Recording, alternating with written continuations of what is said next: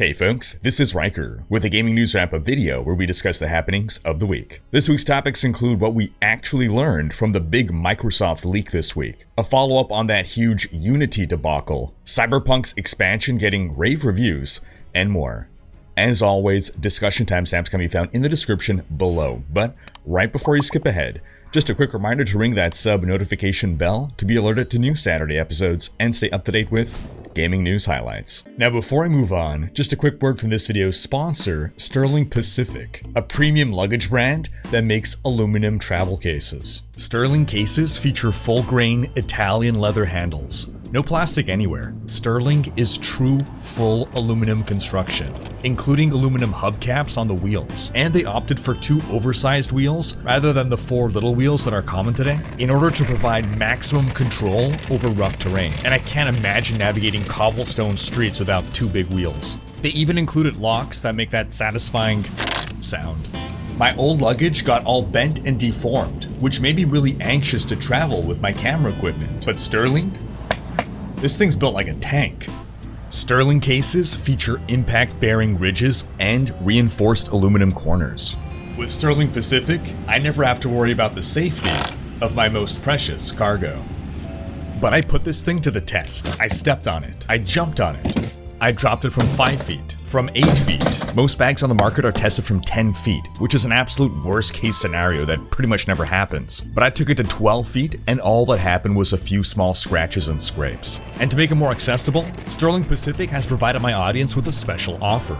A $300 discount code by using the code Rhykker when making a purchase at sterlingpacific.com/Rhykker. By taking advantage of this offer, you'll not only get a great deal, but also support the channel. So visit sterlingpacific.com/Rhykker now. Alright, kicking things off with our first major story, the Xbox leak. Now, the story was so big that at first I was going to make a video about it earlier in the week. The thing is, while the leak was extensive, probably one of the biggest leaks in at least recent history in the gaming industry, the things that we actually learned aren't earth-shattering. There's some cool stuff in there, some interesting and noteworthy things, but when I was going through the info, I was really looking for some mind-blowing things, and it's just not that. But a little bit of backstory. So, what is this leak?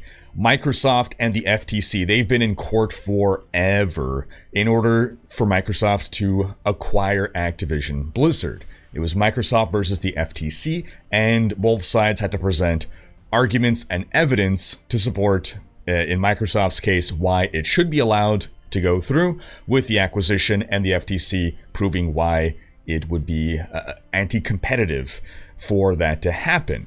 Now, there was this big leak of Microsoft documents. At first, people said it was the FTC that leaked these documents. Everyone's like, oh, the FTC is going to be in trouble. Turns out it was Microsoft that leaked its own documents. Whoops, someone's getting fired. And the main reason that the contents of this leak didn't contain anything truly mind-blowing is that all these documents are a few years old. They range from 2020 to 2022. So the 2022 stuff is a bit more interesting, a bit more recent, a bit more applicable, just because plans change over time. So we got some leaked product slates, for instance, exciting stuff about Bethesda, and then you realize, well, wait a minute, this is pretty outdated info, but we'll dive all into that. Xbox boss Phil Spencer, however, did come out and clarify, hey, about those leaked documents, a lot of that stuff is outdated. Now, one of the more noteworthy things that I saw was, as of spring of 2022, just last year, there were plans for a next-gen Xbox, and the release window was going to be 2028. So that gives us 5 more years on the current gen Xbox before the planned release of the next one. Of course, everything is subject to change, but that's Microsoft's pretty recent plans. And not only that, also in 2028, alongside that next gen Xbox, they were also planning to launch some kind of hybrid cloud/non-cloud unit. So it would be a console that leveraged both the power of the client itself and the cloud. Now, I found this particularly interesting because we've all sort of dismissed cloud gaming, particularly in this whole Microsoft versus FTC case, where the FTC had its main focal argument presented around cloud gaming. And everyone's like, they are way overestimating the impact of cloud gaming and the future of cloud gaming.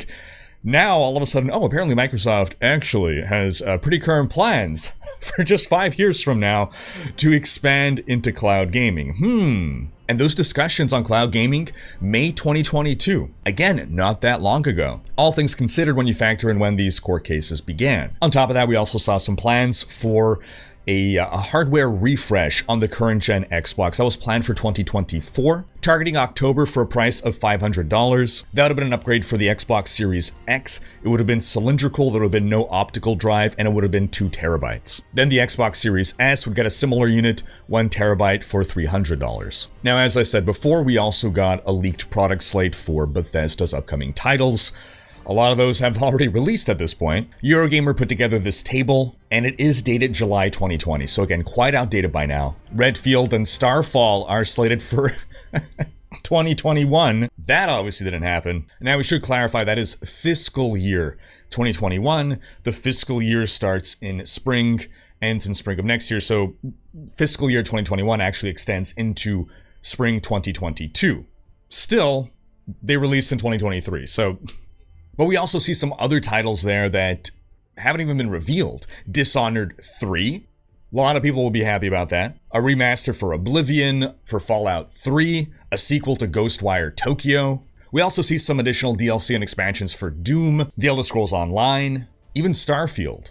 We also have an unannounced game based on a licensed IP, originally due fiscal year 24. Now, this document was from before Microsoft acquired ZeniMax, owner of Bethesda, so any number of these projects could have been canceled, postponed, changed, who knows, after the acquisition or in the years that have come since. Until something is publicly announced, or at least someone like Jason Schreier leaks something to corroborate some of these projects, I wouldn't bet, at least, on any of them coming. You can cross your fingers, but don't hope too much. Between the product slate and some subsequent emails as well, we see that The Elder Scrolls 6 is going to be a Xbox exclusive, not launching on the PlayStation, Xbox and PC. That should be a given. It's releasing no earlier than 2026. Honestly, I wouldn't even expect 2026. They just launched Starfield. And speaking of Starfield, old emails actually confirmed that before the acquisition, Starfield was planned to also be on PlayStation. Redfall as well, planned to be on PlayStation, but because nothing was ever publicly announced, Microsoft took advantage of that to just quietly, not releasing on PlayStation, we're just releasing on PC and Xbox. Bethesda did release other games that were previously revealed and promised to be coming to PlayStation. Microsoft did let those release on PlayStation, probably because they were contractually obligated to, but they get to look like the good guys saying, look, we've continued to release games on PlayStation. Yeah, because you had to. It certainly didn't help their anti-competition case. Another little interesting tidbit in an email exchange, this was back in 2020, Microsoft was looking to make some major acquisition in the gaming industry that ultimately ended up being Activision Blizzard. But before that, they were tossing names around, and Nintendo came up as something that they were very interested in acquiring. They just acknowledged that Nintendo would be expensive AF, but they said, hey, if anyone could buy Nintendo, it's us, and that would be a prime acquisition. They also considered buying Valve, Warner Bros, and ZeniMax. They ultimately did buy ZeniMax, and then subsequently went on to acquire, or probably, it's almost done going through at this point. Super fast update there. It's gone through another layer of legislation. We're 99% through the acquisition at this point. But yeah, so first it was ZeniMax, now it's Activision Blizzard. I expect this to be the end of the major acquisitions for Microsoft. For the time being, they have spent a pretty penny. And I don't see Japan ever giving up Nintendo. Another insightful email exchange from spring 2022 involved discussions on how much it would cost to bring games to Game Pass. So Xbox Game Pass is Microsoft's subscription service where you pay a fee per month and then you can play for free any game on the pass. It's like Netflix, basically. You pay a monthly fee and you can access whatever in the library. Obviously, that means that the devs of the games that are being played, they're not getting any sales for those titles. So we were seeing quotes like, it would cost $300 million to bring Star Wars Jedi Survivor to Game Pass, $250 million for Mortal Kombat 1, $5 million for Return to Monkey Island. Sorry, Guybrush, you're apparently just worth 1/25th of a Mortal Kombat. But we also saw that, as of April 2022, about 22 million people were paying for Game Pass. I mean, honestly, not to plug Game Pass or anything, but it's a pretty great deal, especially if you're the kind of person to play a ton of different games. I like to stick with one game and play the hell out of it, so that doesn't really work for me. But if you're a game tourist, if you like to just kind of play whatever floats by and, you know, you play it a couple of weeks and then move on, I mean, Game Pass is a really great deal. This video not sponsored by Game Pass. Yeah, it's all right. Okay, thanks. Another thing that we learned was actually Microsoft's evaluation of Valve. They believe Valve is worth, at least from last year, $6 billion. 6.5 to be precise. This is valuable info because Valve is not a publicly traded company, so we didn't actually know the real valuation of Valve. But it's right up there with a lot of the big names, if Microsoft's estimates are correct. Alright, moving on to our next story, a follow-up on the big Unity debacle. If you haven't been following, this video here sums up the story so far. Well, it sums up the original story, and now we'll continue the story. Basically, after Unity announced its terrible new price plan that made everyone upset, they've since apologized on Sunday. Quote, "We apologize for the confusion and angst the runtime fee policy we announced on Tuesday caused." Oh yes, we're sorry that you were confused by our awful business plan. We're sorry that you got mad. We're sorry you feel that way. We're not sorry we thought of this idea. We're not sorry that we presented it to you. We're sorry about how you reacted to it. They're probably also sorry that their stock dropped 12% this week. They also promised to have more to say in the coming days. Haven't heard anything as of the recording of this video. Maybe they're gonna issue something late today, I don't know. The fact is, the harm has been done. This entire thing has the same energy as the Wizards of the Coast debacle from, I think it was just earlier this same year. Wizards of the Coast announced something that was massively unpopular, that was terribly detrimental to many of the creators in the Dungeons & Dragons space. Anyone basically who was trying to make third-party material would have been massively negatively impacted by that. It really painted them as the bad guy. The community in general became up in arms about this, and they had to walk back and change a whole lot of stuff, but that ill will, oof, that lingered. And I see the same thing happening with Unity here. Even if they walk back and make changes, the harm is done, the trust is broken. Many, I think it was something like 500 indie devs joined a protest against these Unity changes. Unity being arguably the most inviting option, the best option up until this point for indie devs. We even saw the makers of Terraria, the company Relogic, pledge to donate $100,000 to the game engines Godot and FNA. Godot being it's the new Unity basically. It's a rising in popularity engine that is effectively what Unity used to be. And they're pledging to continue to donate $1,000 per month to Godot and FNA. And they're not even affected by any of this. They built their own engine for their own game. They just want to support indie devs like themselves. And if you haven't heard of the FNA engine, Bastion and Transistor were built on FNA. In other news, the Cyberpunk 2077 Phantom Liberty expansion has released to excellent reviews. 97% of critics have recommended it, with an average top critic score of 88. And that is based on 67 reviews. But it's not just the expansion that seems to be impressing people, but the entire massive 2.0 overhaul patch, which is a free update to everyone who owns Cyberpunk. So many systems were improved, overhauled, reworked. So many things that people were critical of the game for in the past have really been drastically revamped. Cyberpunk has had such a crazy journey. There was so much hype for this title. It was unbelievable. It could have never lived up to the hype. It launched, and man, did that hype plummet and crash, and it got trashed by the gaming audience. There were a lot of problems with the game at launch. Now, all of that got steadily improved over time, but this patch 2.0 really, I mean really, if the game had launched in this state, it would have been universally acclaimed. It would have probably been everyone's game of the year.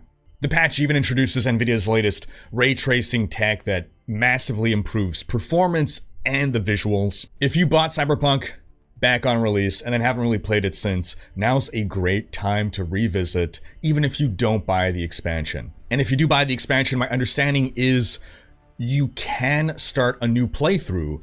With the expansion installed, you will eventually encounter the expansion content, but it's not like you have to beat the base game in order to dive into the expansion. If you already have a save, you, I believe as well, can just keep playing from your save and run into the expansion content. But I turn the question to you folks, have you tried out Phantom Liberty? What are your thoughts? What are your thoughts on 2.0? What are your thoughts on Cyberpunk altogether? What has been your personal journey with this game from when it was first revealed to release to now? Sound off in the comments. On to some Diablo 4 news. We're getting ever closer to the reveal.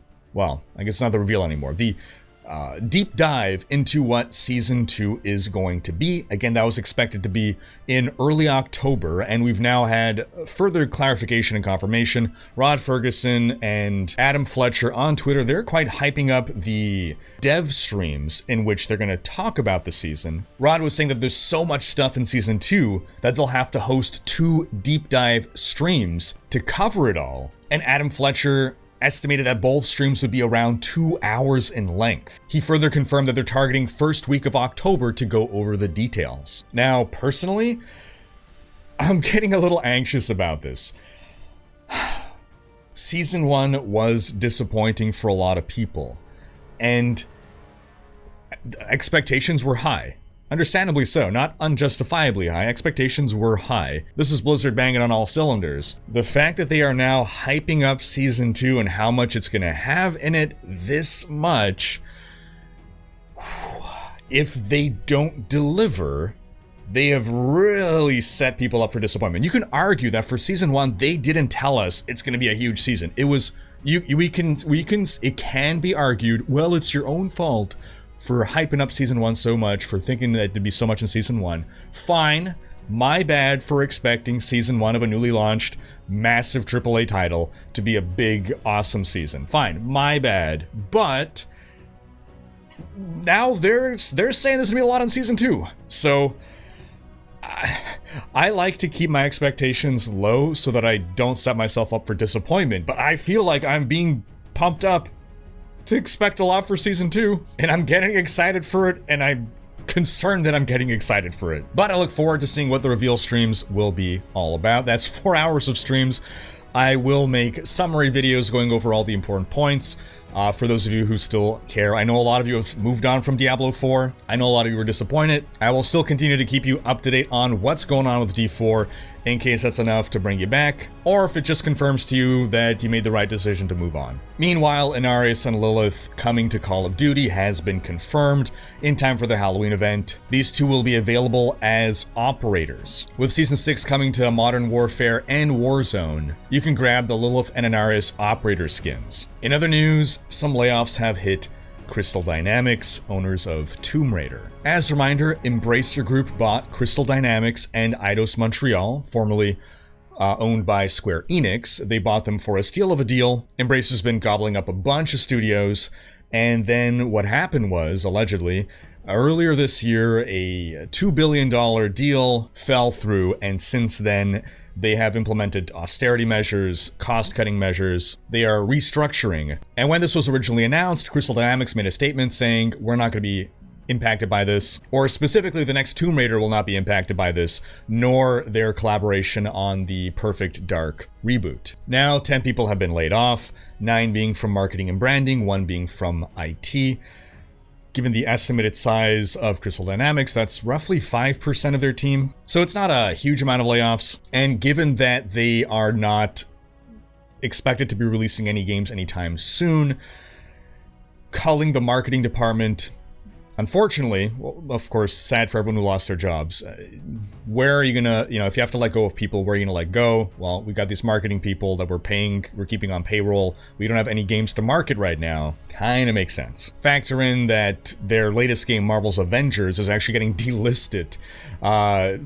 just by the end of the month. Overall, Crystal isn't in the best of positions right now. And speaking of Square Enix, in other news, last week we were mentioning how Square Enix's financials aren't doing so great, and pretty much after I recorded that segment, the Final Fantasy VII Rebirth release date announced trailer went live, and it looks absolutely amazing. The game will launch exclusively on PS5 on February 29th, 2024. The trailer is so good. There's so much that they're showing in the trailer, so many mini games. Apparently the game is going to have 100 hours of content, which is like 3 times the length of the original Final Fantasy VII. This title is just looking really solid. In another story, it's bad news for the developer of Callisto Protocol, Striking Distance Studios. The CEO, the COO, and the CFO are all voluntarily leaving the company.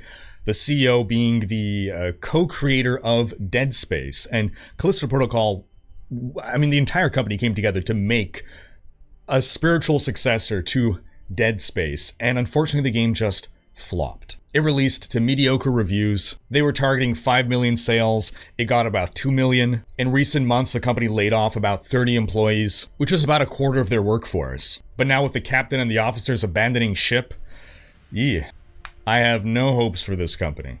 In some quick Baldur's Gate 3 news, a massive patch which was delayed because they wanted to ensure it would be great, and they made it even more massive, is, or I guess, released yesterday, probably. They were targeting September 22nd, so they're probably releasing it later today. Oh, time travel. But an exciting feature was promised for patch 3, the Magic Mirror. It exists in your camp and allows you to change your tab's appearance whenever you'd like. You cannot alter your race, of course, or your origin. You also cannot alter your body type. And yes, in fact, the patch did release, including the game's full release on Mac, as well as a bunch of hefty patch notes. The patch includes a number of bug fixes. Dye colors are now more intense and more visible on some armors. There's some UI improvements. They added some missing boo squeaks. And while nobody asked for this, they made the Ceramorphosis scene on the Nautiloid more horrifying. You're welcome. And in our last story, the creator of The Curse of Tristram, that was that recreation of Diablo 2 in StarCraft 2, has just busted out the craziest thing. He has made a Mario Kart style game in the WarCraft 3 engine. You do need a copy of WarCraft 3 Reforged to run it, and it runs straight through Battle.net. You can either play it solo or with up to 16 other players. He also released an open source version of the karting engine that he made with no kind of protection or DRM so that any modders can dive in, make their own maps, or, even make their own games based off of what he has made. And sure, I mean, there's some jank that we're seeing here, but this is WarCraft 3. He has somehow managed to take an RTS and make a Mario Kart custom map out of it. And I think that's delightful. I love modding, I love modders, I love StarCraft and WarCraft for always having these amazing built-in modding tools to allow young minds and aspiring game devs to just poke around, try things out without needing a ton of specialized knowledge in coding. It all comes from an era of pre-monetization and makes me think of simpler, better times, arguably, in the gaming industry. And that's going to wrap up this week's video. But do be sure to check out last week's video, which was a deep dive into the whole Unity disaster. Thanks for watching. Special thanks to my Twitch, Patreon, and YouTube supporters for making these videos possible. If you enjoyed this video, please share it. Check out these other videos, and subscribe to join Rhykkers Raiders for more gaming content.